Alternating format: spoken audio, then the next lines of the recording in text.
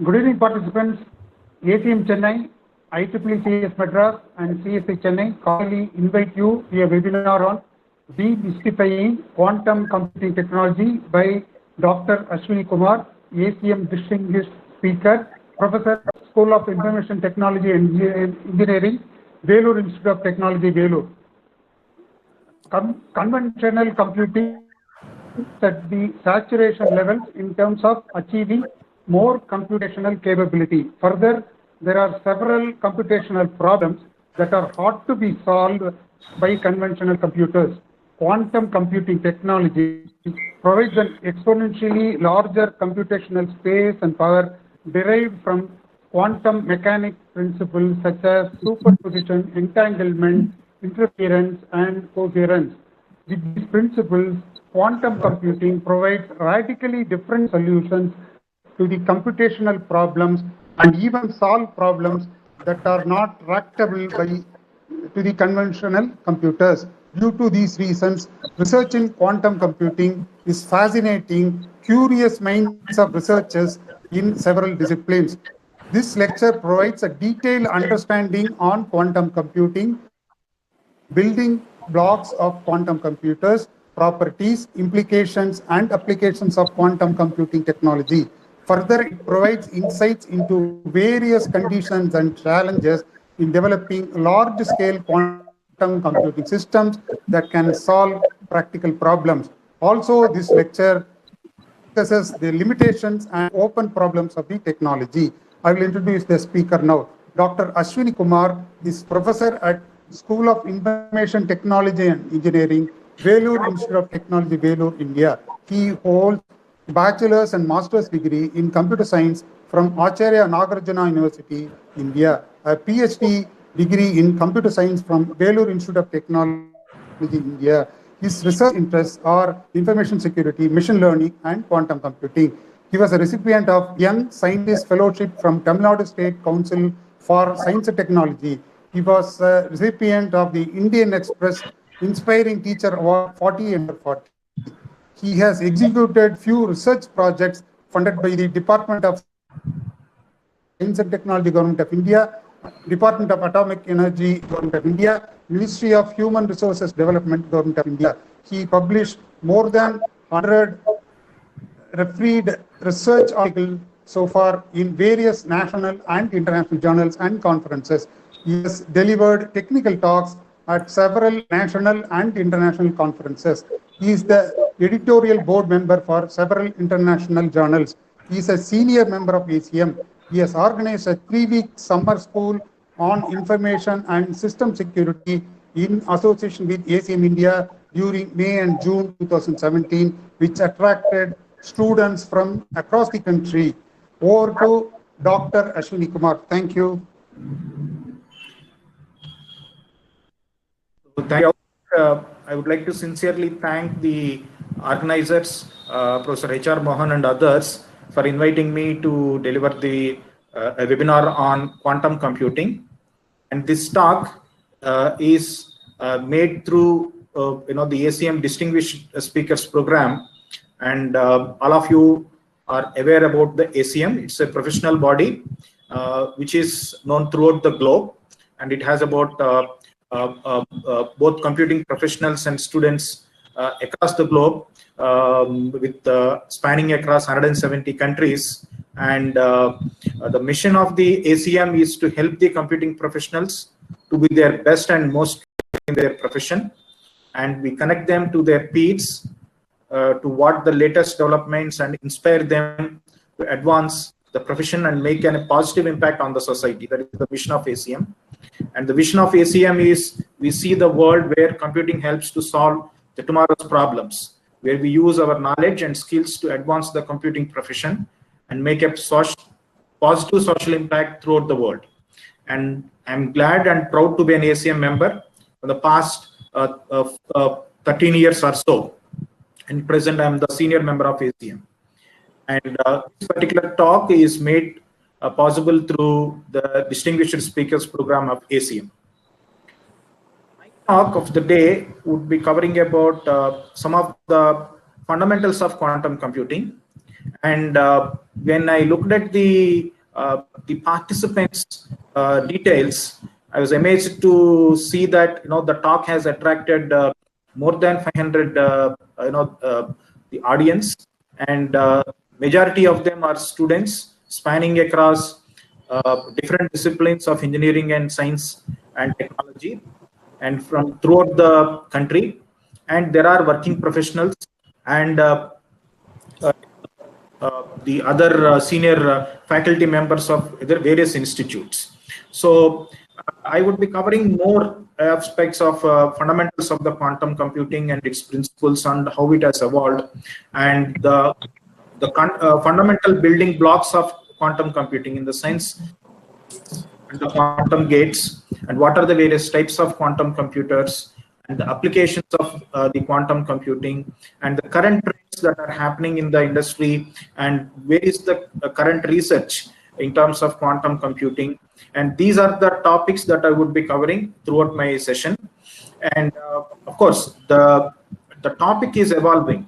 And in fact, now, as when computer science started evolving in 1950s and all, how the computer science has grabbed the contributions of mathematicians, physicians, and electrical engineers, electronics. So in the similar manner, the quantum computing now is attracting contributions from various other disciplines, in the way that it is going to make a positive impact on all other disciplines, starting from drug discovery, the chemistry, the mathematics, and trying to solve some of the problems that the classical computer, which classical computer is failed to solve.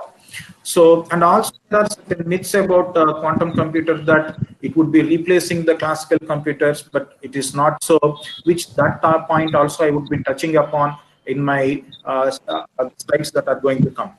So let us proceed. As Seth Lloyd, who has contributed significantly towards classical, the quantum computing, has given a quote saying that classical computing is like a solo voice, where one line of pure tones succeeding with each other, whereas a quantum computation is like a symphony, where many lines of tones are interfering with one another. So it's a beautiful analogy that Seth Lloyd has given about the quantum computing. When we move further, we can correlate that with how the qubits are going to work together in a superposition, exploiting the superposition principles and entanglement principles. We can correlate this with the analogy that what Dr. Seth Lloyd has mentioned. Also, I want to connect the quantum computing principles with the Hindu mythology, where we have a verse that says, Vagrata vivasamto vagrata pratipattaye jagathat pitaro vande parvati parameswaro, wherein which we pray the parents of the world, Lord Shiva and Goddess Parvati, who are inseparable. Sense, we have Ardhanarishwara as one of the icon of inseparable nature of both Lord Shiva and Mother Parvati, and they are inseparable in the sense that as speech and its meaning, they are linked together. In the same manner, when we proceed further, we can give this analogy and attribute it to the quantum computing principles, wherein which two qubits are entangled with each other, and state of one qubit affecting the state of other qubit.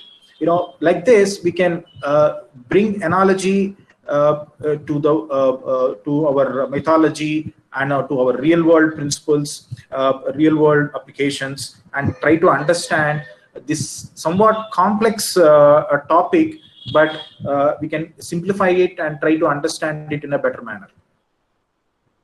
And we observe the evolution. If you observe the technology, and if you observe the civilization and the way the things have moved, from starting from the formation of universe about 13.5 billion years ago, we have a Big Bang theory, and then we believe that the formation of the universe is through that particular Big Bang theory. Then onwards, we have a beautiful subject of physics, wherein which matter and energy started to coalesce into a complex structures called atoms, and that has given the birth of the subject called physics. And when the atoms are started to interact with each other, and molecules started forming. We have a subject called chemistry. And about 3 billion years ago, on this planet Earth, we have certain molecules that are combining to form an organism, and that has given a birth to the subject called biology. And the Homo sapiens started about 70,000 years ago, and hence, we have civilization, and then history has started. And then when these Homo sapiens, the brains of the Homo sapiens got getting maturity, about cognitive revolution started about 70,000 years ago. And we have agriculture revolution about 12,000 years ago. But whereas the scientific revolution started about 500 years ago. And in that, if we observe the computer science, it's almost about not even 100 years ago. But in the last, the 80 to 90 years of span, how computer science has evolved, how computer science has emerged, and then how it has impacted the other branches, and it has impacted positively our lives, is tremendous. And in that, if we observe the computer science, the core, the present computers, what we are using, we all know that it's based upon one human computer architecture, and it has beautifully served the purpose of solving several problems: scientific, technological, business, financial, several problems. And the algorithms, the hardware, the software aspects were able to beautifully build in the last 80 to 90 years, and the networks that have emerged. But then we all know that there are certain problems that this human architecture is unable to solve, and then people started looking at scaling up the processing power that is available, and looking for the other alternate architectures, whether if any kind of new architectures that can emerge and then solve the problems that the human architecture is unable to address. So that's how the people started looking at the quantum computing. As we all know, though we have enormous amount of processing power, we have certain exponential growth problems in a classical computer science, and there are certain problems that are not tractable to the classical computers. One typical example, the way when we scale up the problem, the complexity gets increased. One of the typical example is we have a problem wherein which you have to keep a food grain on every starting from first block to the last block of the chess. If you start keeping one food grain and doubling it for every block, and the number of food grains that would be required when we reach to the final block of the chess, that would be requiring about more than 18 quintillion food grains, which would be leading to around 1 trillion metric tons of the grains. That's an enormous amount of food grains. If you can model that particular number of grains problem, the number of grains that are required on any square of the chess, that reflects through this particular formula, where n is equal to 2 power k minus 1, where in which k is the number of square in which on the chessboard, and n is the number of grains that are required on that particular square. So if say we are at the first square, k is equal to 1, and obviously we need 1 food grain, and so on. If we proceed further, we can notice that there is an exponential growth because of that exponent, or the power that increases as we grow from one square to the other square.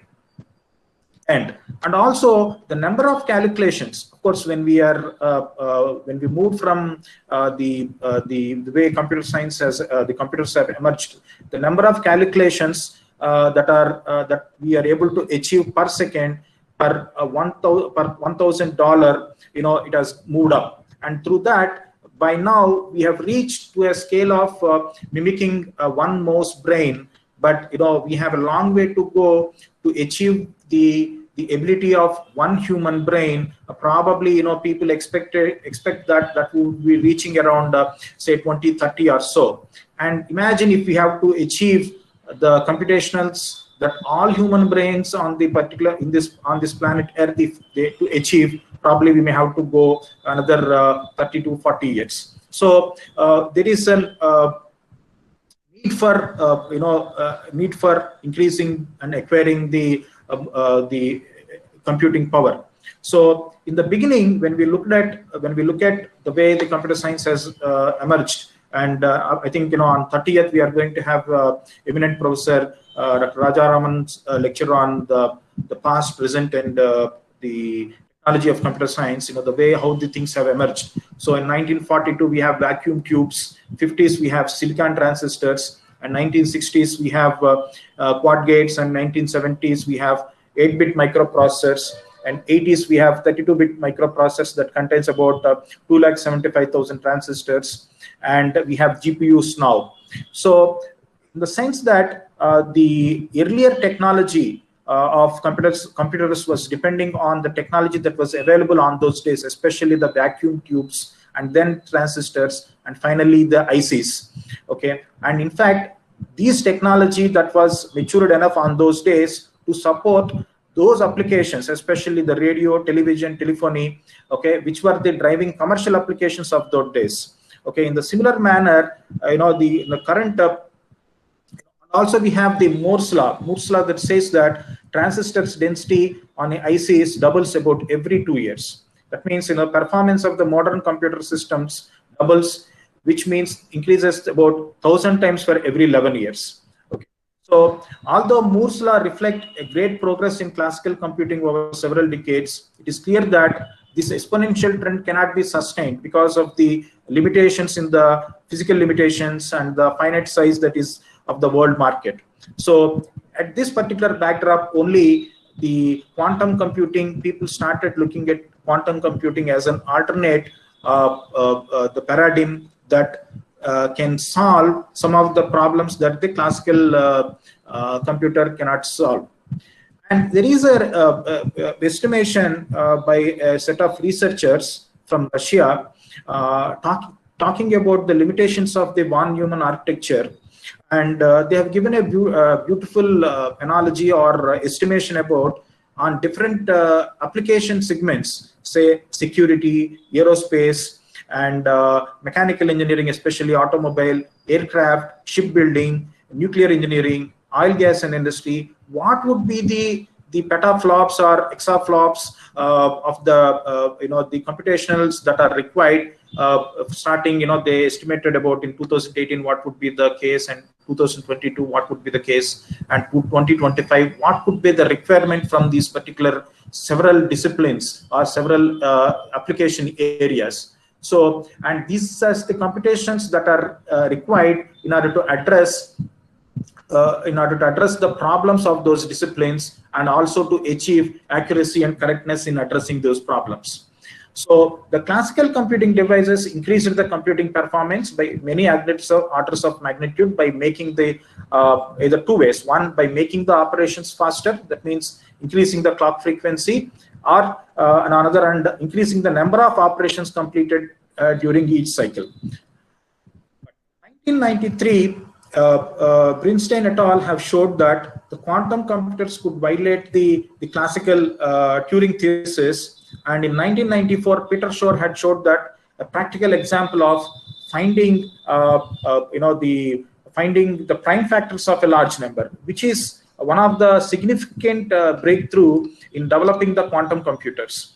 In fact, that is one way is helping the quantum computing to proceed further, and at the same time that is giving a threat to the current security mechanisms that are essentially built upon public key cryptography, and which fundamentally uses this particular problem of not able to finding the prime factors, which is the security of the algorithm. And if this particular issue is solved, I think that would be a big threat to the security algorithms as such. But at that time of the 93 and 94, there was no maturity in the technology per se, in the sense that how to build a quantum computer, or else even the fundamental building blocks of the quantum computer, like say qubit, how to build. So that was people were not able to proceed. These results, especially the Shor algorithm, of course, there is another algorithm called Grover's algorithm. These results have catalyzed the interest among the researchers in developing other quantum algorithms, exponentially better performance than the classical algorithms, and trying to create basic quantum building blocks from which quantum computers could be built. So on the one side, we have the software that is getting maturity, and on the other side, the hardware also in the last 15 to 20 years, we have the maturity of this to some extent. So in the sense that this maturity or the progress of the last 15 to 20 years, we can even correlate that analogous to the growth that has been achieved in the performance of the classical computer. We can see the correlation between both. So the quantum computing harnesses especially the quantum mechanical phenomena to greatly to enhance the way in which a couple of things. One, the way the information is stored, represented. First of all, information is represented, information is stored, and as well as information is processed. So in these three dimensions, one, representation, two, storing, three, processing. In these three dimensions, quantum computing is greatly depending on the quantum mechanical phenomena. And but as I've mentioned, the physicists and mathematicians were able to propose several theories, but the scientists and engineers, they could be able to build the computers in the last 5 to 6 years down timeline.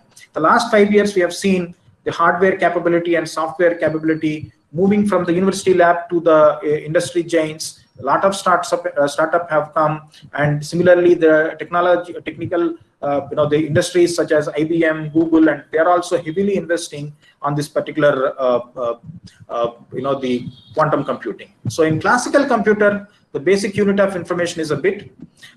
We all know that we have the 0 or 1. In the case of quantum computer, the basic unit of information is, we call it as a qubit.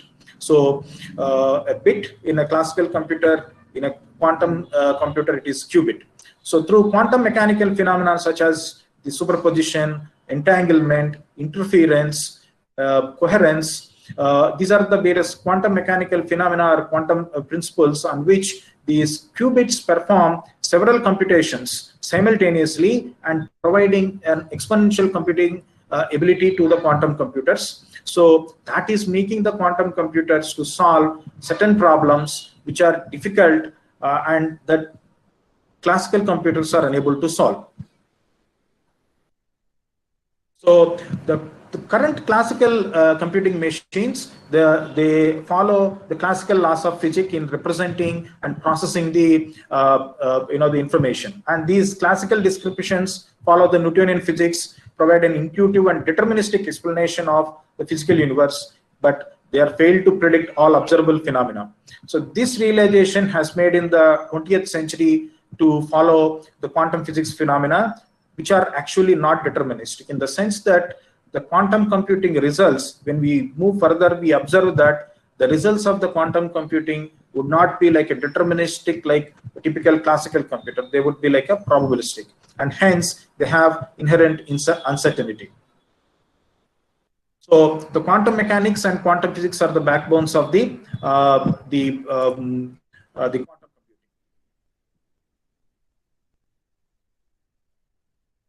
So according to the theory, the quantum object does not generally exist completely in a determinate and knowable state. That's what I have mentioned about having uncertainty or the probability nature of quantum computing. Each time when we observe a quantum object, it looks like a particle, but when it is not being measured, it behaves like a wave. So this is the principle which people call it as wave-particle duality, and which is leading to many interesting physical phenomena. So before we proceed further, there are many hyped statements being made about the capabilities of quantum computing, that it would break modern encryption methods in seconds and solve several intractable problems in minutes, and also it may replace the classical computer like that. There are several statements, but there are certain things which theory it is possible, like breaking the modern encryption systems, but in reality the quantum computers, I think there is a lot of time or maturity that need to be achieved to that stage. Also, it is unlikely that classical computing will be replaced by the quantum computing. There is also a very much hyped state. So the more likely future scenario is that the quantum computing will augment certain subroutines of the classical computers. So we can see a hybrid interplay between classical and as well as quantum computers, even in several applications such as optimization problems and all that. So problems that cannot be solved on the classical computers but can potentially be solved on the quantum computers are the ones that are going to be worth in the near time. So these are the various milestones of the quantum computing. In 1992, David Deutsch, in fact, is regarded as a father of the quantum computing. They gave the idea of having the quantum computers, and predominantly the two algorithms. One is the Shor algorithm, wherein which people were, Professor Shor has shown that the quantum computers can factorize the large prime numbers and large numbers and identify the prime factors. So that is one of the algorithms that has the potential to break the RSA or public key crypto system. And similarly, the Grover's algorithm, which is used for search problems, especially the unstructured problems, that has given a big push in the sense that worst case complexity of finding executing a query with n was reduced down to root of n. So that is the square root speed up given by the Grover's algorithm in the unstructured database search. These are terms that have created the big impact on the quantum computing domain. So before we proceed further, let us understand some of the interesting or fundamental principles behind the quantum computing. One, we said about the backbone of the quantum computing is the qubit, wherein which a bit can be either in a 0 or 1 state, whereas a qubit can represent values either 0 or 1 or both. So it is like that. So a bit, we all know that either it represents 0 or 1, whereas a qubit can represent the values either 0 or 1 or both, combination of both at the same time. This is the fundamental principle called as superposition, on which the quantum computing is based upon. So the state of classical computer is determined by the binary values of collection of bits at any single point of time. The state of quantum computer with the same number of quantum bits can span across all possible states. So that is the ability of the quantum computer achieved through the principle of superposition. However, the ability to make use of such a huge span, in the sense that to utilize all the quantum states or all the qubit states, it is possible only when these qubits are connected together. This connection of qubits together is called as entanglement. And these qubits should be isolated from the outside environment and should be precisely controlled. In fact, that is the one of the bottleneck, or that is the one of the major of the constraint now in building a real-time quantum computers. What as of now we have is noisy intermediate state NISQ quantum computers, because they are having still noise aspect is not yet minimized or controlled. So we know now what is a qubit. Qubit is a fundamental building block of quantum computer, and in the classical computer we call it as bit. In quantum computing we have a qubit, and this qubit would represent the values like classical, in the sense it can represent 0 or 1, but in addition to the classical like 0 or 1, it also represents a combination of both states, in the sense both as 0 and 1. So how it represents that we will see in the upcoming slides. So that combination position or combination state is called as a superposition state. And these combination positions of one qubit and similarly with multiple qubits can connect intrinsically each other, which we create as an entangled state. So quantum objects can exist in multiple states all at once, with each of the states adding together and interfering like waves. So which in fact they utilize or they exploit the property of wave particle duality. So as long as we do not measure it, they are like in a form of a wave. As and when we measure it, they become like a particle. So in general, the state of any quantum system is described in terms of a wave functions. So we'll see what is a wave function, and for when we proceed further. Similarly, the state of a system can be expressed generally through a mathematical term as sum of all the possible contributing state, each scaled by a complex number coefficient that reflects the relative weight of the state. This is another fundamental principle in which a wave function of a qubit is represented as a sum of all possible contributing state. For each state, again, there would be a weight, and that weight would be represented through a complex number. So a wave function that we will be checking it in the upcoming slide. Similarly, the states are said to be coherent because the contributing states can interfere with each other constructively and destructively, much like a wavefront. As I've mentioned, when they are entangled, one state of the qubit would affect the other state of the other qubit. So the states are said to be coherent because the contributing states can interfere with each other. So when we attempt to observe the quantum system, like in a wave, when we try to observe, only one of its component is observed with the probability proportional to the square of absolute value of its coefficient, which is typically represented in the form of the complex number. So to an observer, the system will always look like a classical when measured, but when it is not measured, it is in that superposition and entanglement state. So observation of a quantum object, we call it as a measurement. So that occurs when the object interacts with some larger physical system that extracts information from it. So when we measure the quantum state of a qubit, it becomes into a classical output. But again, when I say classical output, it's not a deterministic output, it would be a probabilistic output. So measurements fundamentally disrupt the quantum state, and it collapses to a measurement state that is the single observable state. After the measurement, the quantum object's wave function is that of the state that was detected rather than that of the pre-measurement state. That also, all these are the theoretical concepts that we will be checking it when we proceed it further with the qubits and the wave functions and the qubits representations and all. So far, I will just summarize. We understood what is quantum computer and what it will do, and on what principles it is based upon, and what is the building block of the quantum computer is a qubit. And we understood, or we have learned about some of the fundamental principles like superposition, entanglement, and the measurement, and the interference and coherence. So there are a lot of examples in the literature about being state to be in a superposition state, like both in on state, off state, how it is possible.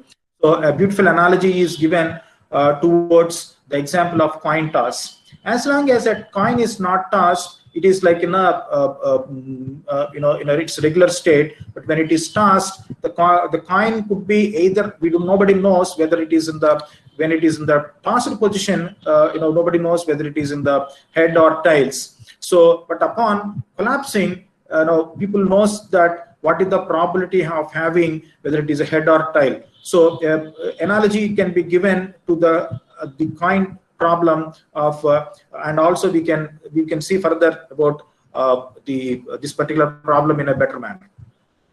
So under some circumstances, two or more quantum objects can be intrinsically linked such that measurement of one particular quantum object detects the measurement of the other quantum object, which property is called as an entanglement. So the states of entangled qubits cannot be described independently, but rather one object describes the other object.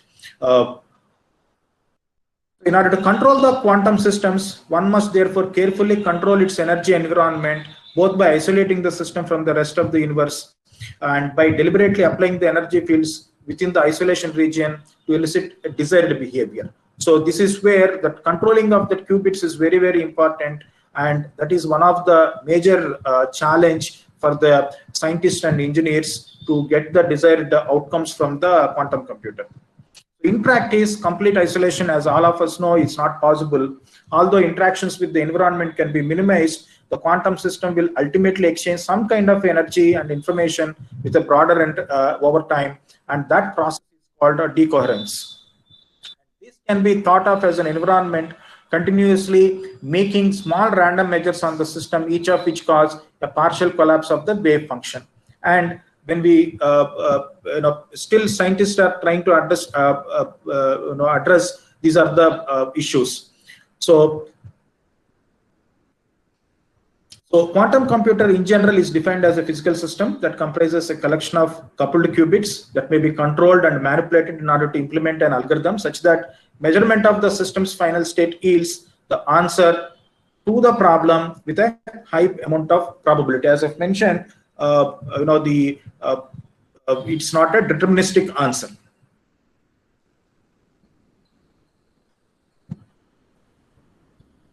So let us see how the information is represented in classical computer and as well as in the qubits.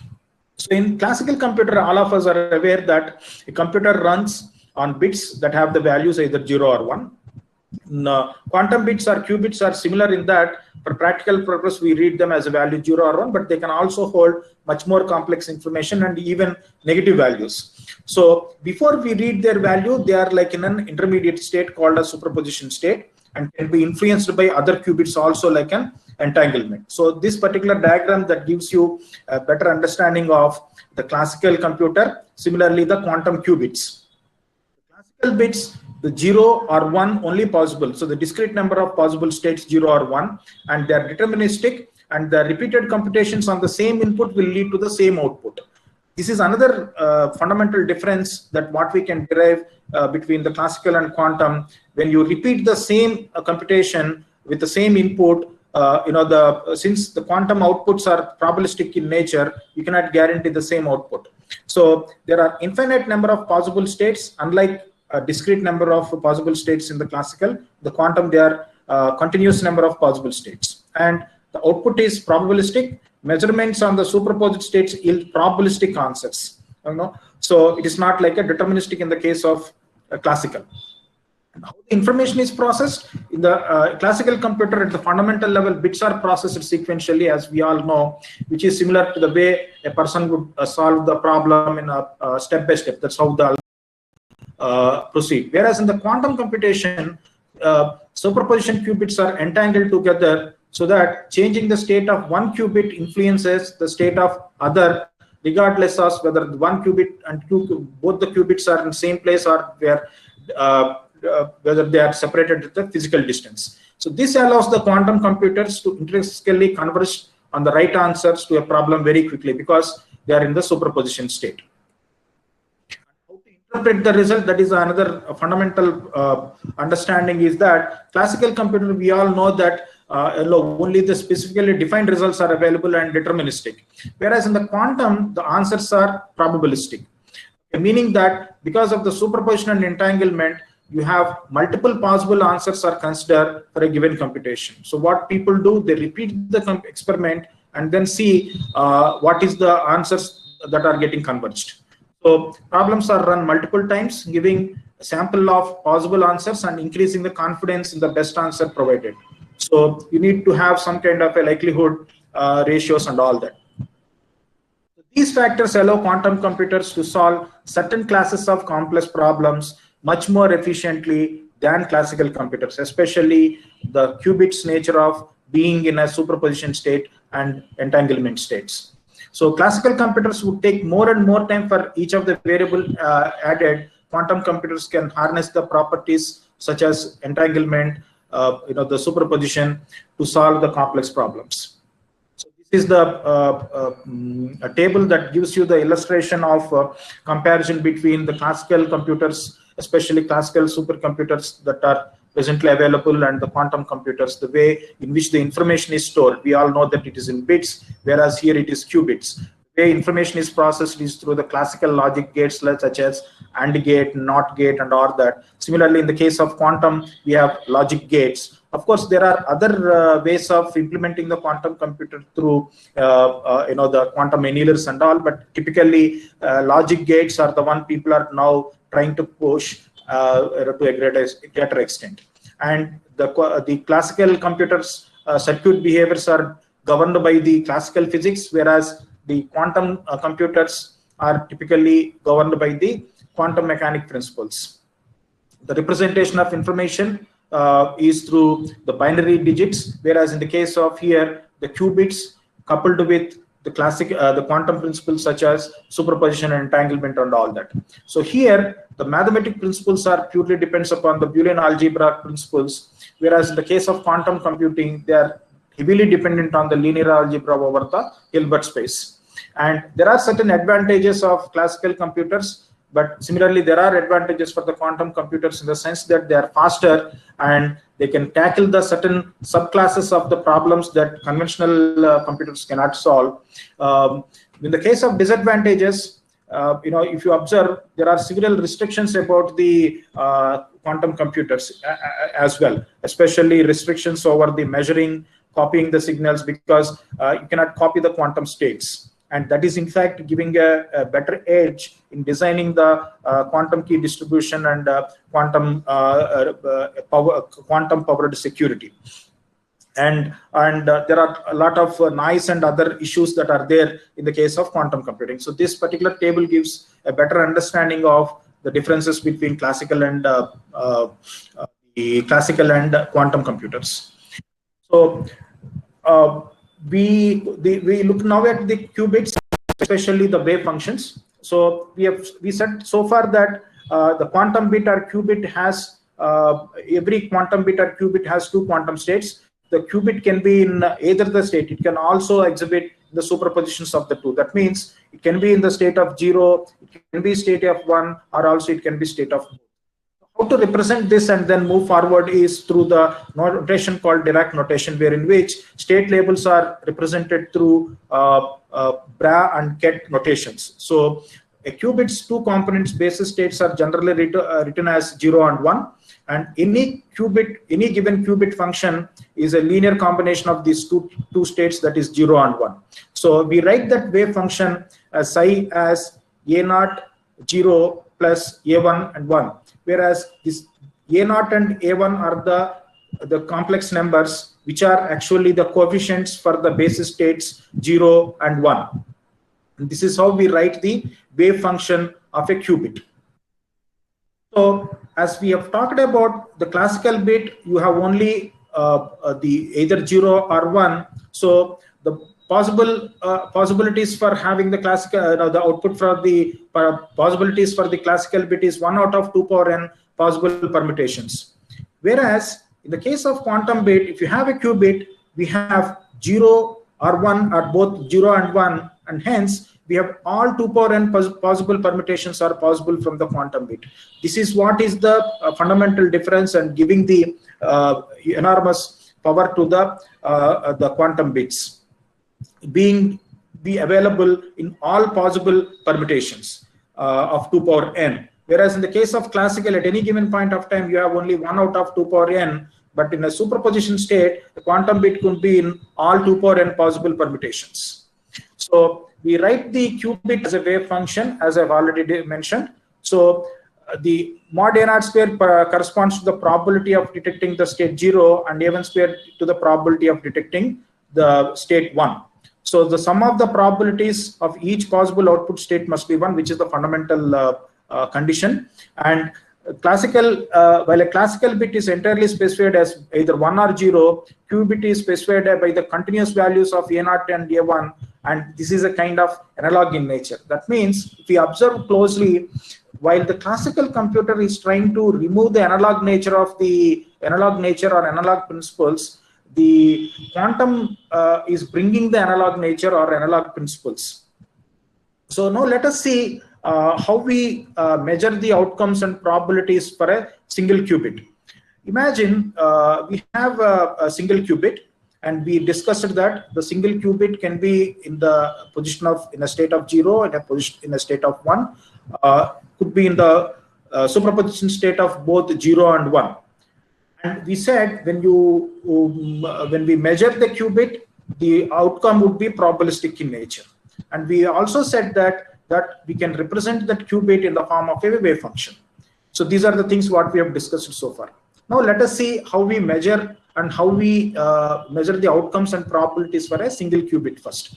So let us say we have a qubit, a single qubit, and imagine the pre-measurement state. That means, before measuring the state of the qubit, imagine it is in the basis 0. So state of the qubit is 0, and obviously when we measure it, the measurement outcome would be 0, and probability of getting that 0 is 100%.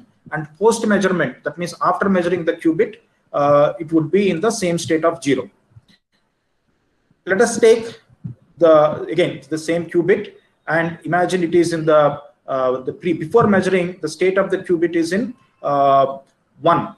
So during the measurement, obviously it would be in the state of 1, and the probability of getting that outcome is also 100%. And in the post measurement, the state of qubit would be in the state of 1. Now this is the first two cases are like a typical classical computer. Now let us take the superposition state. Now the superposition state is the third case, is the superposition state, wherein which the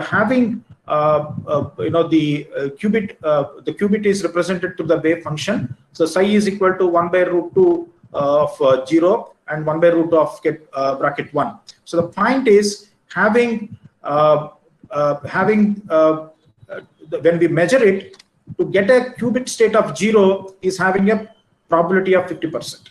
Similarly, in the measurement outcome to get 1 from this particular qubit, which is in the superposition state of both 0 and 1, is having the 50%, and the post measurement states to get 0 is 50%, and to get the post measurement state 1 is 50%. So 50% probability to get both these states. Now imagine if we change this the coefficient values, or else the weights to get this particular quantum states to a little bit 1 by 2 for 0 state and root 3 by 2 for 1 state, then obviously the probability of having getting 0 after measurement is 25%, and post measurement of that qubit would be 0.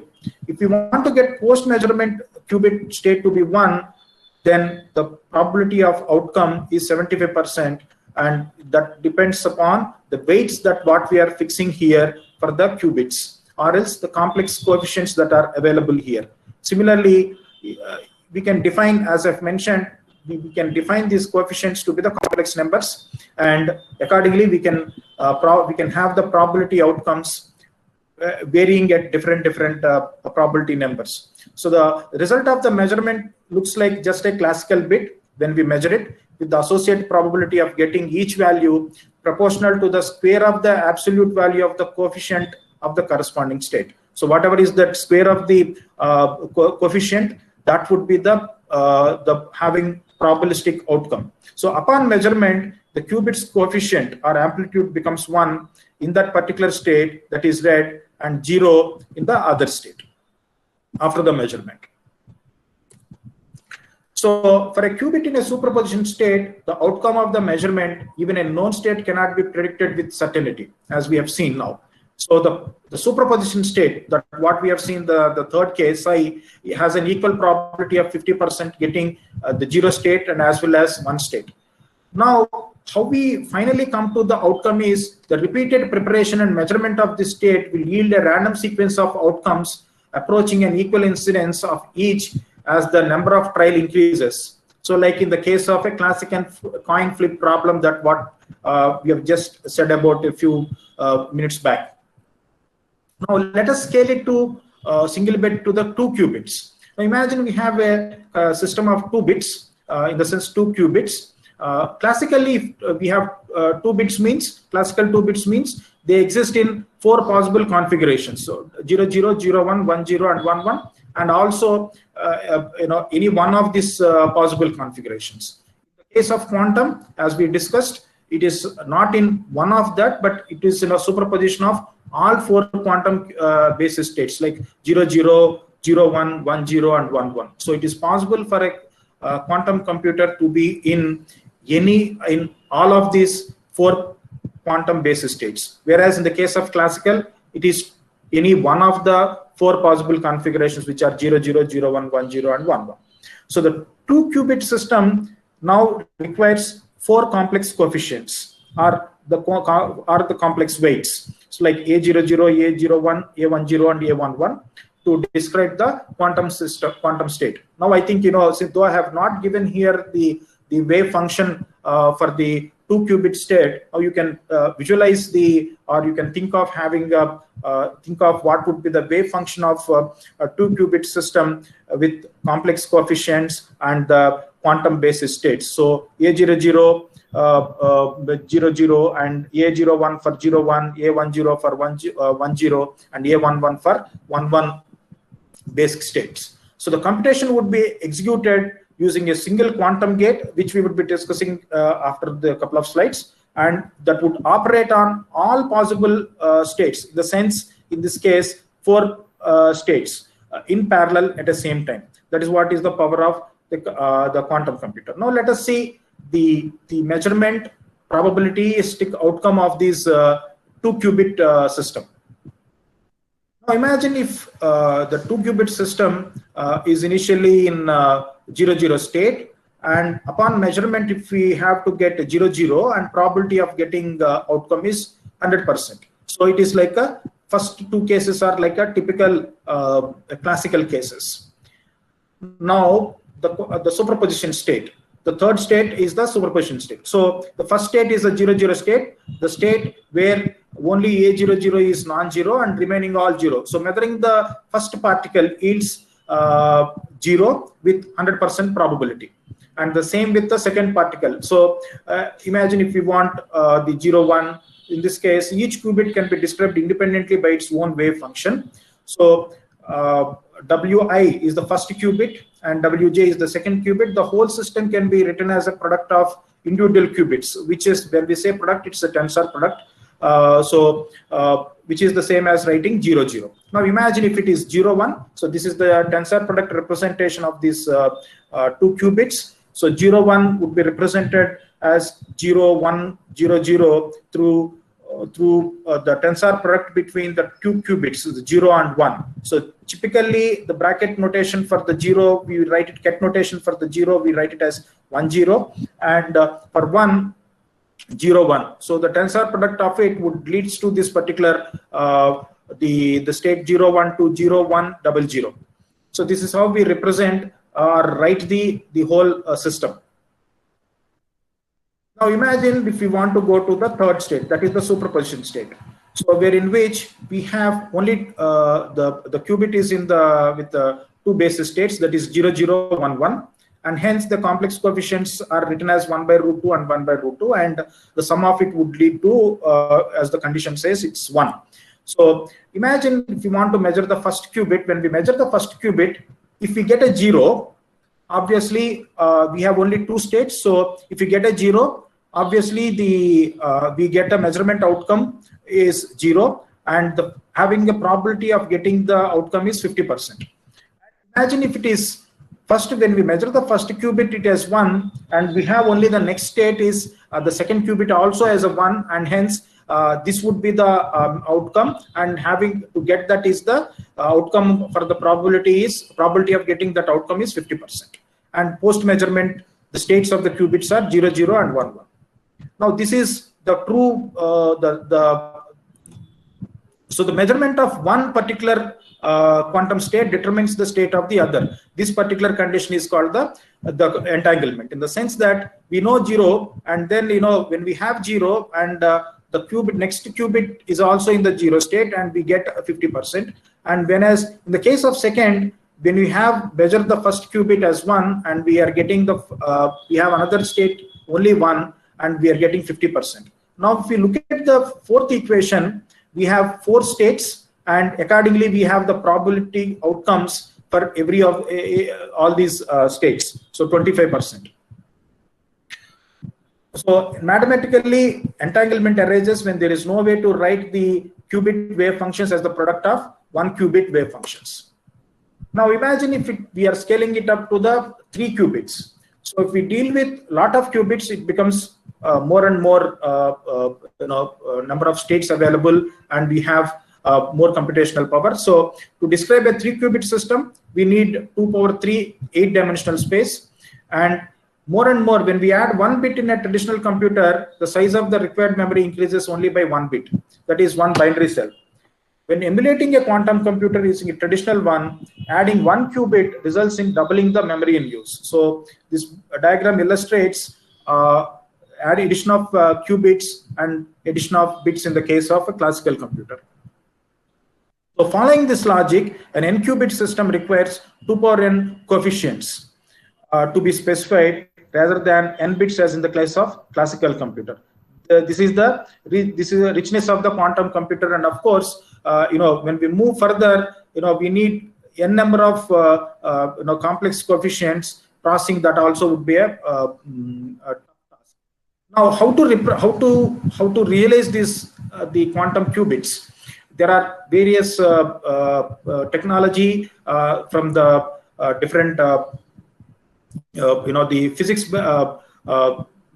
techniques that are available, from the solid state, optical, and nuclear magnetic, and especially now trapped ions is the one which a lot of people are heavily depending on getting the realization of the qubits, to realize the qubits for a quantum computer. Though there are several other ways of representing or realizing the qubits through semiconductors and superconductors like electronic spin and all that. People are heavily depending now on the trapped ions.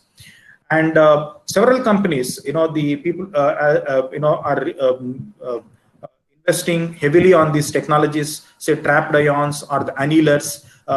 So especially D-Wave company has realized the qubits by now about 2000, between 2000 and 5000 qubits they could realize through the quantum annealer principles, whereas the IBM and Google, they have achieved about 50 to 100 qubits, and they are progressing towards achieving more number of qubits in the down the line. Discussed, there are two types of having the quantum computers, which are adiabatic quantum computer and the gate model of the quantum computer. So these two methods are explored using various hardware implementations, and both are having the strengths and weaknesses. Adiabatic quantum computers are typically based upon the annealing principles, and gate-based models are trying to realize quantum gates through that are built upon the qubits. So annealers are least powerful and most restrictive form of quantum computers, and it is a special case of adiabatic computers are the special case of quantum annealers, and the main application area of this particular quantum computers are the optimization problems. And gate-based models, this is somewhat technically challenging to build the gate-based models because they are hardware specific, and gate-based quantum computers perform calculations by manipulating the quantum states via applications of the gates, and these quantum gates form building blocks of quantum circuits in a manner similar to how classical logic gate form the building blocks of conventional digital circuits. There are several quantum gates that are similar to classical gates. The compulsory condition is that the quantum gates must be reversible and they act on qubit instead of a classical bit. And quantum logic gates are represented by unitary matrices with the condition that the number of qubits in the input and the output of the gate must be equal. These are the various quantum gates that we have. Some of the quantum gates like Hadamard gate, T gate, C naught gate, Toffoli gate, Pauli jet gate, jet rotation gate, NOT gate. So they have every gate has their own purpose, and the number of qubits, if you observe, they take are limited in the number. So Toffoli gate is taking about 3 qubits as an input and process to provide certain operations. The quantum programs or the algorithms are the circuits that made by a combination of the quantum gates. The quantum algorithms work by applying quantum operations in the form of quantum gates on the qubits, like how the classical programs are working are based upon the circuits on the classical gates. Quantum program executes on the quantum processors, which we call it as a quantum program unit or processing unit. technology is still maturing, computing technology. There are certain hurdles left to overcome in order to build fully scalable computers. We will list out certain building blocks. One is the realization of the quantum computers because of the noise, and one just example is that they are sensitive to the noise. As we have said, noise causes quantum system to decohere and lose its quantum properties, and there is a lot of room for progress in devising especially quantum error correction schemes, as well as engineering advancements towards suppressing the noise effect. So what are the various applications? At this particular moment of time, people are trying to address certain building the algorithms for essentially solving optimization problems, sampling problems, and typically both are there in the machine learning. So trying to connect the machine learning also through quantum computing. So there are non-linear polynomial optimization problems with discrete variables. So let us see, the primary focus of quantum computing now is the optimization problems, where the goal is to find the best decision out of large number of possible decisions. So they are typically difficult to solve in the real world, and in almost every business operations, people identify a lot of optimization problems, and people are trying to build quantum algorithms for it. And the sampling problems, wherein which sampling is the technique of drawing values from a solution space that allow generalization about the distribution of the population. And classical computers are struggling to efficiently generate the random examples of certain phenomena that samples that handles the particular these problems. However, if complex quantum states can be controlled, sampling these states can be done much more in an efficient manner, especially in the data mining and related problems. So machine learning is based on both sampling and optimization problems, and hence the ability to improve these techniques will lead to a better machine learning capability as an outcome. So people are trying to address optimization problems and sampling problems, and hence there are some attempts now to bring the quantum algorithms towards machine learning. These are the various sectors like financial services, healthcare, manufacturing, and resource optimization, media and technology. And this particular slide would give a better picture of what are the various applications or use cases of quantum computers in automotive, aeronautics, material science, finance, defense, energy, and all. Especially drug discovery is the one of the area where in which people are trying to explore the quantum computing.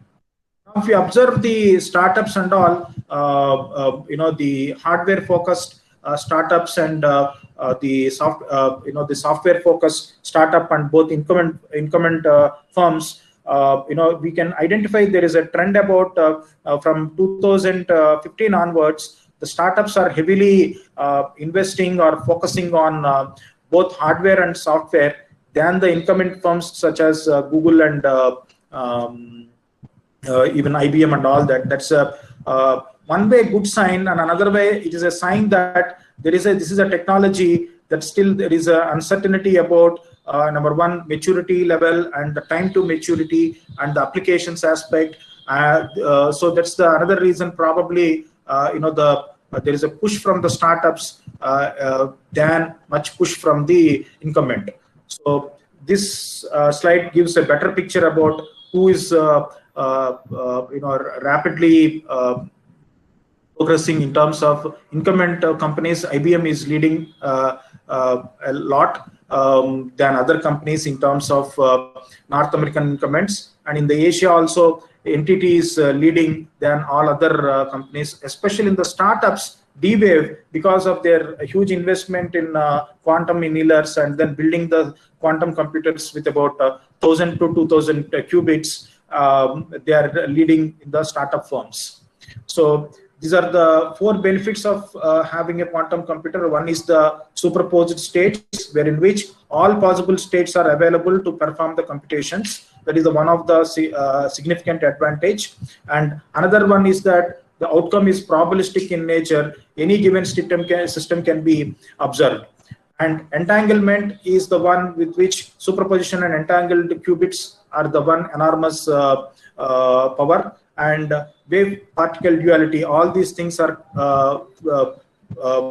contributing to the quantum computing potentiality.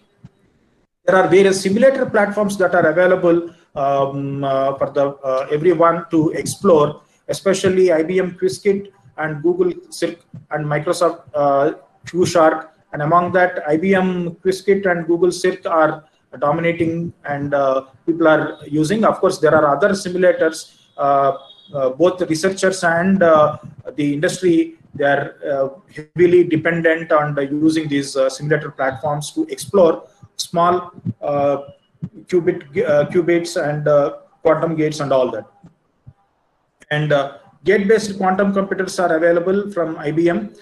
People can look at research.ibm.com. Similarly, adiabatic quantum computers are supplied by D-Wave, and we can have a look at it, both these gate-based quantum computers and as well as adiabatic quantum computers.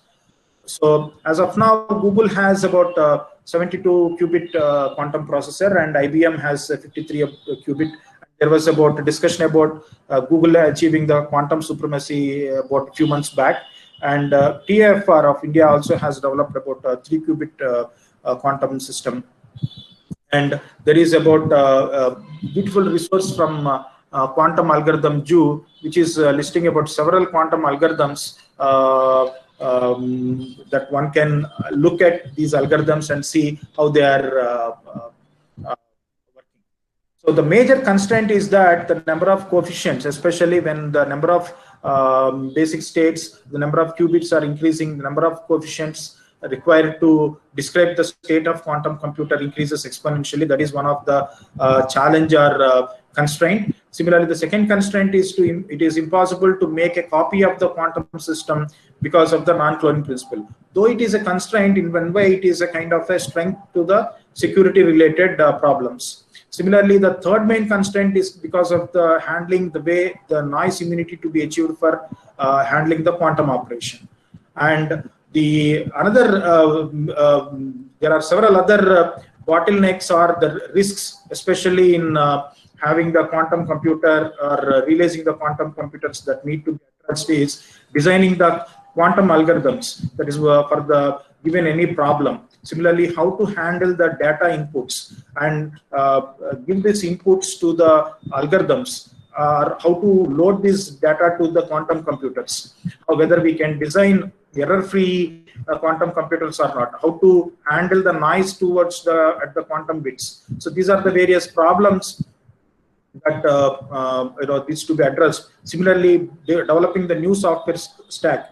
Recently, there was an article on IEEE Spectrum giving a complete architecture of quantum, the applications, data, then input to output, and then QPU, having entire software stack about that was a proposal given. Similarly, these are the issues that needs to be addressed before we get into a full-fledged quantum computer.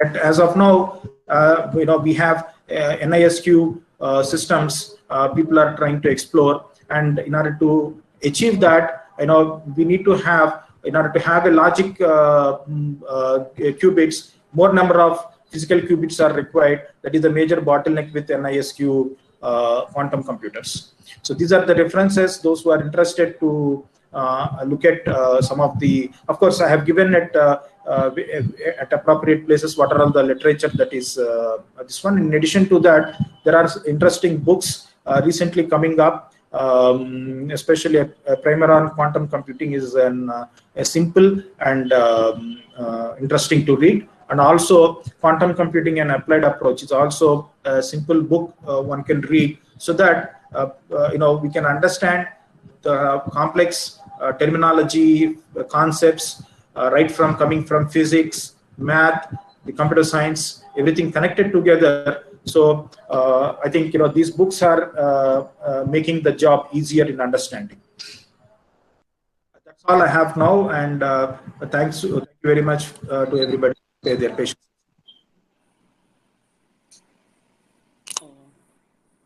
Thank you, Dr. Aswan Kumar, for a wonderful presentation, giving an overview of quantum computing and explaining the features. So thank you very much. We have a few questions. First thing, can we use the conventional programming languages in quantum computing? So people are actually trying to build in order to build the algorithms, in order to write the programs. Of course, there are now libraries that are coming in, especially from Python. There is a support, but the point is that when we want to really build the quantum computers, as I've mentioned, the separate programming and the software stack need to be built in. But as of now, people are using C, C++, Java through the simulators, as I have listed. Now people are exploring it. So, which means that this means that we require a totally different type of skill set, is it, for operating with the quantum computing? Yes, with simulations, people are exploring with C, C++, Python. They are trying to simulate on the classical computer. So when you simulate, does it mean that, I mean, basically it goes to the emulation mode. Does it mean that we will be compromising on the speed? What is that? No. See, when they simulate the quantum computing using conventional programming languages, so it is more or less that we are trying to emulate the functions, right? Correct. So does it mean that we will be compromising the speed of the quantum computing? We still have not achieved the true potential of quantum computing, but it's not that we truly achieved the speed of quantum computing. We are just trying to mimic the behavior of it. So we are basically studying the performance and features and things like that, right? Trying to understand. Right. Basically, it is okay. See, how the superposition gets speeded up if they are probabilistic in nature. How the superposition? Speed up calculation if they are probabilistic in nature. So actually, it is like this, sir. When 2 qubits, as I have shown in one of the slides, especially when we are discussing about the wave function, they are in a superposition state, and when we measure only, the outcome comes. So as long as we have not measured, they are in the superposition state. Only when we measure, the outcome would come, and the outcome would be in the probabilistic nature. It depends upon the basis value, or else is the complex coefficient value that is chosen for that as a basis for that particular qubit. So if we observe the way what we have given for a single qubit, A0 and 0 and plus A1 or for the basis state 1. So now the A0 is the complex coefficient. So that would determine the probabilistic outcome. Okay. Can you briefly explain about the contributions of Indian researchers in quantum computing? And recently, Government of India has also announced the quantum computing mission, right? Some funding has been allotted. Can you just brief what is it happening? So I have read in the DST website about allotment of about 80 crore fund towards the DST initiative, Government of India initiative on quantum computing. I understand some of the the central government institutes such as one is TAFR heavily working on quantum computer, and I think they have realized about a 3 qubit quantum computer. But in addition to that, CDAC Mohali recently they have organized one faculty development program through AICT Atal program. Through that, I understand that they are also contributing heavily towards quantum computing, and in collaboration with some of the MNCs such as Atos and all that. So now things are accelerating. Only thing is this needs a kind of joint contribution in terms of computer science, physics, mathematicians coming together and working together. That is on developing the quantum algorithms per se. And in terms of applications, again, the computer scientists and disciplines such as biology, healthcare, they also should work together and developing new drugs. So I think there is a wide scope for that. Only thing is that people are not sure about how long it will take in order to achieve a truly built quantum computer, or else without noise-free quantum computers. So nobody is able to give precise answers, and hence people are a little cautious about what would be the timeline, whether it is another 10 years timeline or whether it is another 5 years timeline. But people want to move in this direction. And another side is that having application oriented towards only a subset of problems that classical computers are not able to solve. So that is another one way we can say as a challenge, or a kind of a bottleneck, or people are not aggressively moving towards it because it is able to solve only a few set of problems. Okay. Okay. What type of storage technologies go together with quantum computers? As I have mentioned in one of the slides, the people are trying to explore the solid state physics, and that part I think I have mentioned in one of the slides, sir. In details, I think the qubit realization, people are trying to explore the trapped ions, the semiconductors and all, but it is still, a lot of maturity has to come in these areas. So it means that associated hardware with quantum computing is still under development, right? Okay. And, the hardware is the main, this one, rather than the software. Okay. How does quantum computing compare with biocomputing? Biocomputing, can you a little bit elaborate, sir? No. Biocomputing also it has got potential for future. That's what many are claiming. So is it easier to go with biocomputing rather than quantum computing, or how do they basically? To be frank enough, I'm not precisely know about the biocomputing. I think if it is a cognitive computing, people are heavily pushing cognitive computing than quantum, especially in the book chapter what I read about the drawbacks or the limitations of the von Neumann computer. The authors are trying to rather push the cognitive computing or cognitive technology than quantum in order to address the limitations of the von Neumann computers. The point is that the quantum is trying to, or people are trying to propose quantum as an alternate technology in order to address the von Neumann problems. But whereas the other researchers in the literature, I find that there are people pushing cognitive computing. The reason is that on the other side, especially the cognitive, it is mainly the software part of it rather than hardware. Now, hardware already we have. So I think cognitive is moving in that direction. Okay, there are different types of metrics are being used for benchmarking quantum computers. I think they say that the more number of qubits are better. IBM comes with a new formula of quantum volume. Can you briefly explain how people are benchmarking quantum computers?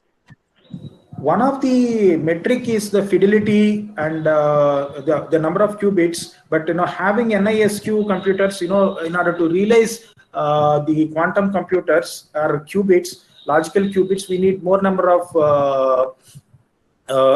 especially because of the noisy environments, we need more number of qubits in order to realize the qubits. So fidelity is one of the metric that people are trying to measure, and so one is fidelity, sir. Yes. Okay. And what type of qualification one needs to sort of gain in order to get into quantum computing area, or what are the So courses maybe useful? yeah, the predominantly I have one or two Coursera courses I saw in the Coursera. If anybody wants to learn about quantum computing, there are one or two courses. And but if somebody wants to dive into this area, the main thing is if you observe the core concepts, especially from the mathematics, the linear algebra principles, advanced linear algebra principles, coupled with the the tensors and the Hilbert spaces. That is on the mathematics part of it. And on the other side of computer science, I think if people are good at the Python and using the standard libraries, science aspects such as computer architecture and all that, I think people would be able to move forward. Especially even the non-computer science professionals especially from physics background, I think they are also contributing more towards realization of qubits. That also is there. And now in the last couple of years, we have certain books that have come, especially from Springer on quantum computing, which I thought that would be a good point for People to start with. Learning point to start. Okay. Can you give some briefing about the adoption of quantum computing around the globe? I said how far it is getting adopted, and there are people say that quantum computers are also available on cloud. So the IBM as the IBM is providing their cloud computing through cloud platforms. They are giving the access to the IBM quantum cloud. Google Circ is giving, but of course I think there is some kind of a payment involved, but IBM is doing that. Anybody, students and professionals who wants to play with the quantum gates, IBM Qiskit is the best one to start and then do, and there are a lot of help manuals and tutorials available to play with it. Okay, you are mentioning about the gate errors and noise in quantum computing. Are they detrimental for the processing speed or accuracy? It is for accuracy. So which means we can't be guaranteed about the accuracy of quantum computing results, is it? Correct. That is why we need to have more number of quantum qubits, sir. As of now. Okay. And we have been hearing a lot about post-quantum cryptography. Can you briefly explain post-quantum cryptography, which is being talked about a lot of? We read a lot about that.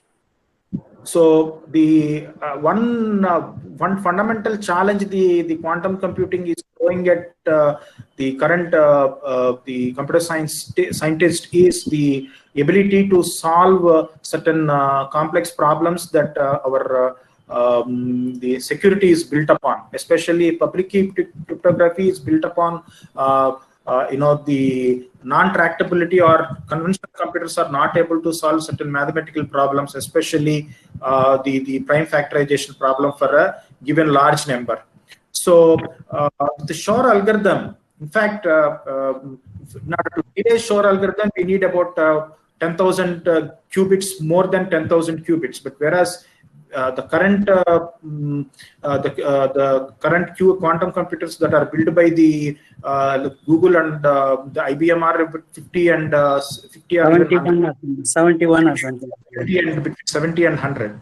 So it takes a lot of time to move towards having with the bits with such bits, but the quantum computers theoretically are having the ability to solve these problems. So that is the one of the major challenge that quantum computers are posing, and hence the scientists are trying to build quantum resistance algorithms So that is what people call it as the post-quantum cryptography. And recently NIST has released a note on that, and they have in fact invited certain proposals for post-quantum cryptographic algorithms, and there are some submissions to that.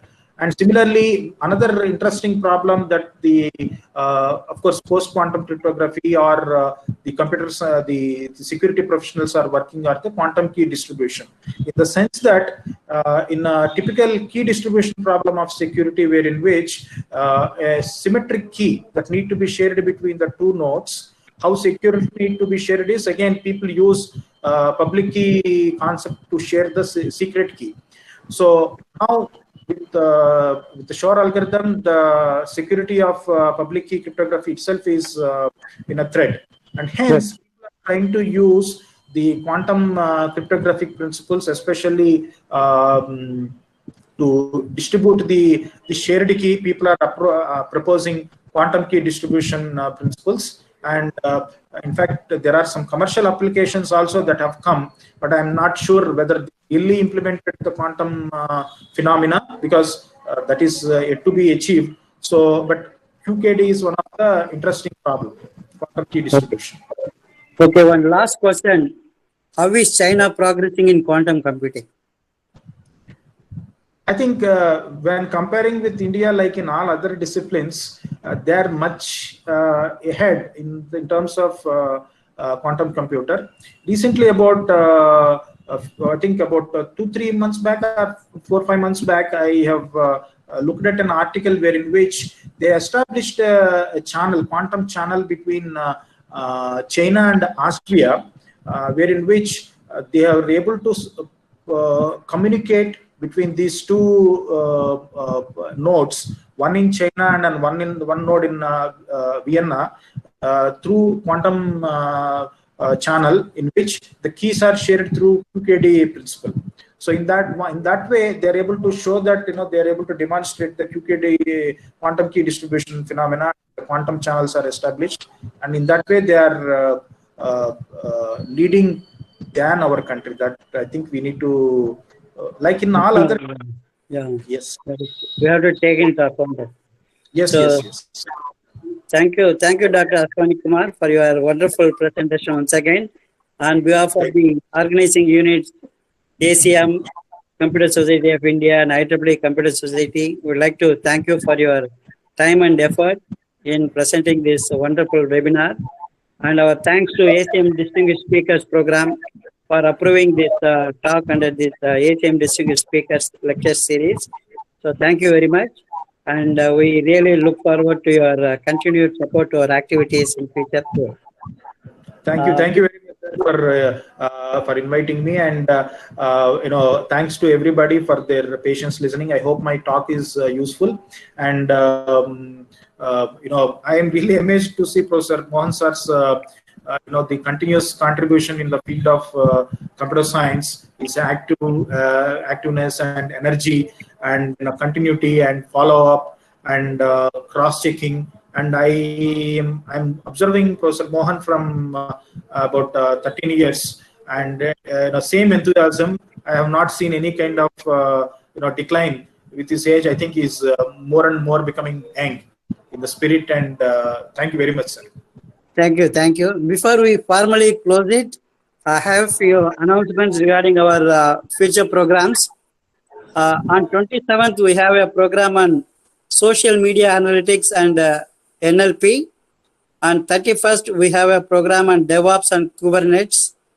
On 3rd November, we have a program on mobile app development. So we have already sent invitations to our members and other groups. Please make it convenient to register and attend these programs. So with this, we would like to close our session today.